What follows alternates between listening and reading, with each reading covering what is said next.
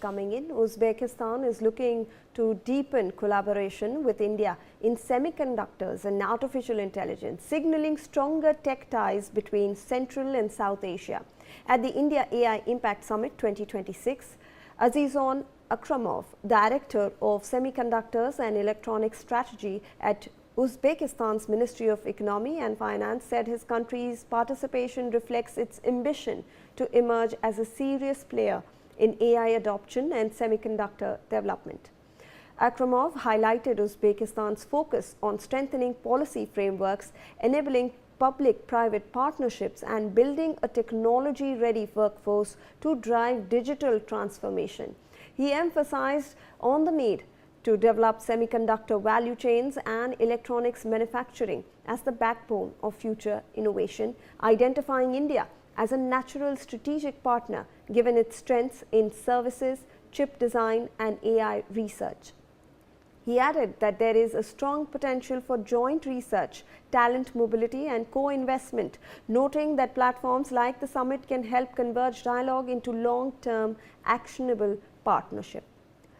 Let me open Dr. Kohli if he is back with us on the broadcast. Dr. Kohli, obviously this AI summit will open up a lot of new opportunities on the economic front as well. We are looking at a collaboration with Uzbekistan, maybe investment as well, a co-investment in the future of chip manufacturing in India. We are seeing a lot of companies like Micron as well. They have announced that they might set up shop in India as well. So this is a future that seems economically very bright, sir. Absolutely, not just Uzbekistan, Shivani. A lot of countries are going to look at India in the times to come. In fact, after this summit, you will find, because there are a lot of Indian AI companies participating in the exhibition, in the symposiums, in the conferences. They are going to display their AI tools, their innovations. So they are going to get a lot of inquiries from these countries, both from civil and private industries. As the minister was saying, this has got many phases. There is a citizen-centric phase, there's a defense phase, there's a safety phase.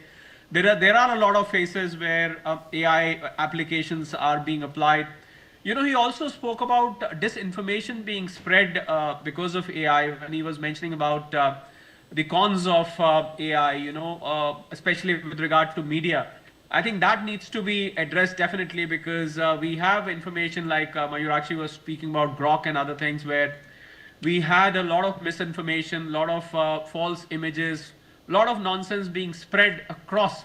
And you know, media's responsibility becomes as the fourth pillar of the economy. So, you know, if I am talking to Shivani, who's real, who's not a AI version of Shivani, then definitely I know what is coming to me is true information, is trustworthy information. But imagine if there was an artificial intelligence version where there was no control, no regulation, no checks and balances. You can very well imagine that how far this can go in mass media, where people in a matter of minutes can probably be fed with wrong information. So as you know, Mitali also said, regulation is the key, because you will have to control what is being disseminated, because the speed at which AI disseminates and the speed at which AI can spread the whole information can be tremendous, and sometimes things can be beyond control. So as I said earlier, the creator itself would not like to be swallowed by its own creation. I think that care needs to be taken. So I'm sure, you know, the minister has already pointed that out, that a substantial part of this 5-day, event will be devoted on how to make sure that AI doesn't become devastating for us. AI doesn't start, apart from the jobs and all that, that of course is a separate issue, but there are safety issues, there are pilferage issues, there are leakage issues, there are misinformation issues, there are disinformation issues. I think all these issues will be taken care of. And you know, technology evolves. Technology, with the flux of time, you find technology finds its own, how to plug the loopholes for that matter. So I'm sure there'll be tools developed to control that as well. Somebody who created technology also has to create how to control that technology. If he doesn't, somebody else is going to create. So we'll have to wait and watch. I'm personally very eagerly waiting for the outcome of these 5 days. And I hope, after 5 days, India will become a big landmark on the global map, global AI map, shall I say, where I think the world will start looking at India for innovation, just the way decades ago Indian IT services made, proved their prowess across the world. And today America runs on Indian technology. Some part of Europe runs on Indian technology. I think it's just a matter of time, Shivani, when you will find in the world AI being supported by Indian AI minds, like the one we have on the screen, Mayurakshi. Shivani. Absolutely, Dr. Kohli. And before I circle back on the semiconductor debate with Mithali, Dr. Kohli, I want to get your observation on what we are seeing in the near future, because you mentioned that we do need regulations, but technology and AI is developing at such a rapid pace that we seem to have been left behind in the race for regulation, in the race regarding laws. Both of them have to in fact have that same pace of development, and they need to go hand in hand. However, we are seeing that AI is developing at such a rapid pace, rules and regulations seem to be left behind. So in the near future, if you're not looking at the long run, the short term, how are you looking at this scenario unfolding? Now, I think to answer your question in one phrase, necessity is the mother of invention. As the law comes, we saw the Indian IT Act, the way IT Act has evolved in India. And I think this particular government, so that I have observed, I think with it being in majority with support of two friendly parties or so and so, I think they've got majority in parliament. It doesn't take long for the lawmakers to get together in a parliament session and make a law the moment something of this kind is observed. And I'm sure, that's what I said, that after these 4 to 5 days, you will find that there would be a need felt by the regulators around the world, the governments around the world, because whatever is the declaration made finally, I think that declaration will spell out the need for where we need the law. Just the way IT Act evolved, when so much of cyber fraud, so much of cyber thugging, so much of cyber things started happening, money being swindled from your bank accounts.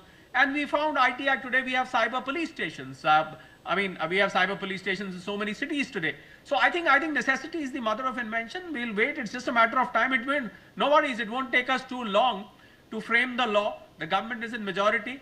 We'll make sure that Newsx runs a campaign where the government gets into a parliament session and they make a law. Your promoter is a parliamentarian. I don't think that should take too long, Shivani. Yes, all right, Dr. Kohli. In fact, let me introduce this piece of information that is coming in. India's semiconductor ambitions are set to enter a new phase, with the country's first commercial scale chip production expected to begin soon.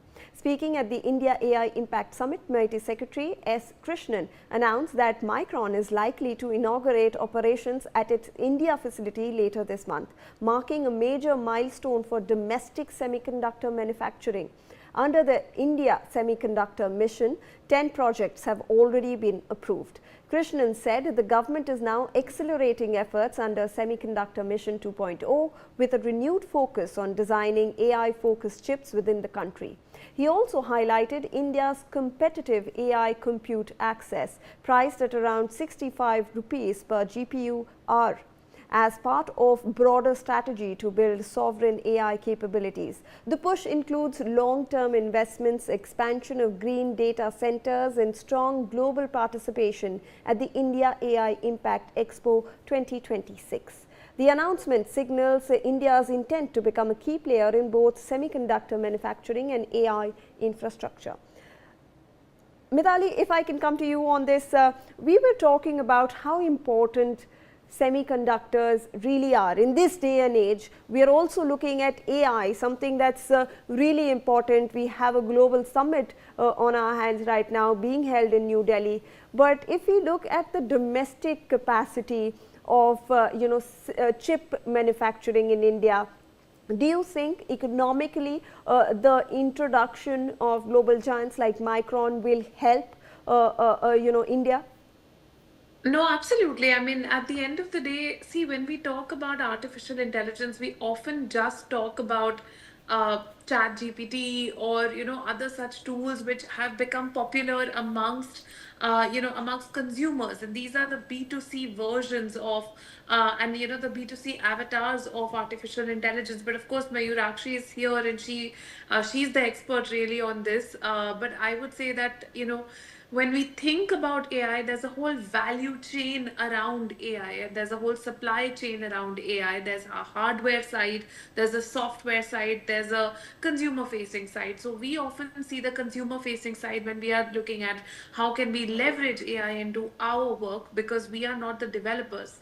But when we look at the hardware and the software sides, there's so much business opportunity, there's so much automation that can happen, there's so much outsourcing that can happen, where India can play such a critical role. And I think a summit like today's, that is really where, the rubber hits the road, because this kind of a networking opportunity gives people a chance to come together and say, where is it, where is it that we can really come in, and where is it that Indian businesses can really chip in into the entire value chain, not just on the consumer facing side.